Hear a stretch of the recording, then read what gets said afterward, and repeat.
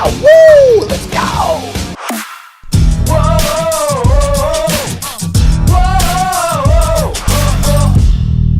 What's up, everybody? Jared here with another sex, drugs, rock and roll movie review. Now, if you're new to this channel, don't forget to hit that subscribe button and bell icon to stay up to date on this channel's newest reviews, reactions, and ridiculousness. So I was able to catch the new Motley Crue biopic on Netflix, The Dirt. The misfits of Motley Crue rise from the streets of Hollywood to the heights of international fame in the 1980s. So does The Dirt do Motley Crue and the source material justice?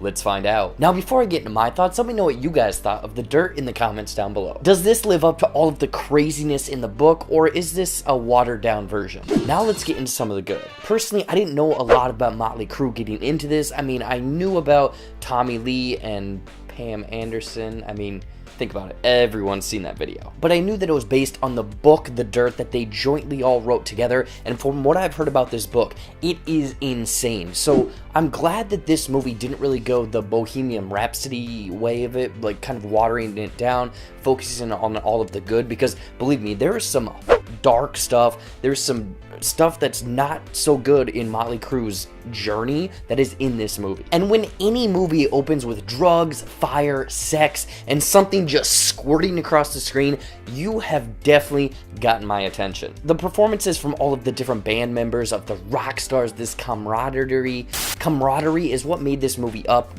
Iwan Rheon, I think that's his name, I'm probably butchering it. He was kind of the older man, the one with the back disease, and you can tell that he's just carrying a lot of weight. He's kind of hunched over, he's lower or shorter than all the other members when they're walking through. The lead singer does a fine job. I mean, he does what's asked of him, but Douglas Booth playing Nikki Sixx, he's kind of the main character of this movie. It starts with him, kind of ends with him.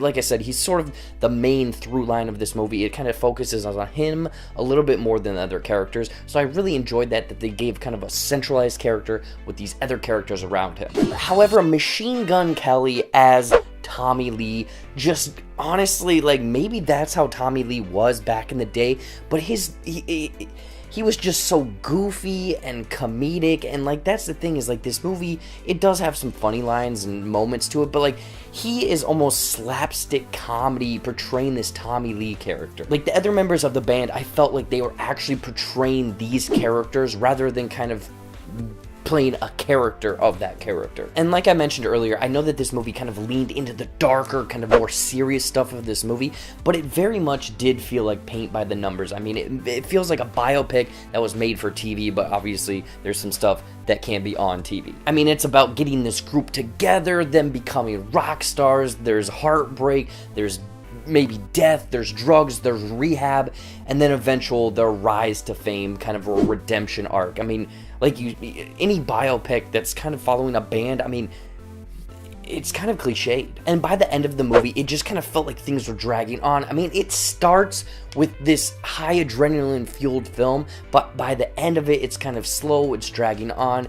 And I think that it's because it's flipping between these different tones. It doesn't have a definite tone. It's switching between almost slapstick, breaking the fourth wall comedy, but then this dark, serious stuff with drugs, rehab, death, and it just switches between them so much that it's kind of hard to really grasp on to what this movie's trying to feed you. And it doesn't really get into any of the music. I mean, there's a few concert scenes, but it never fully gets into like the stuff that made Motley Crue, the songs and the band that I know. And again, I'm not too familiar, I just know a few of their songs. And lastly, Pete Davidson. I think that he is hilarious. He's doing great stuff on SNL. I think he's hilarious, but in this movie, it just felt like he was literally playing a character in an SNL skit the whole time. Especially since he looked like Steve from Blue's Clues. I mean, look at this. Seriously, look.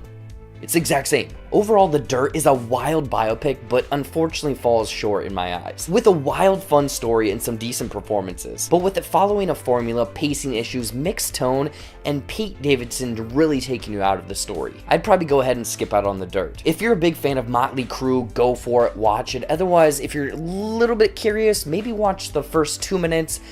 I'll just say that it's the splash zone. In closing, I'm gonna give The Dirt 2.5 out of 5 piles of powdered sugar.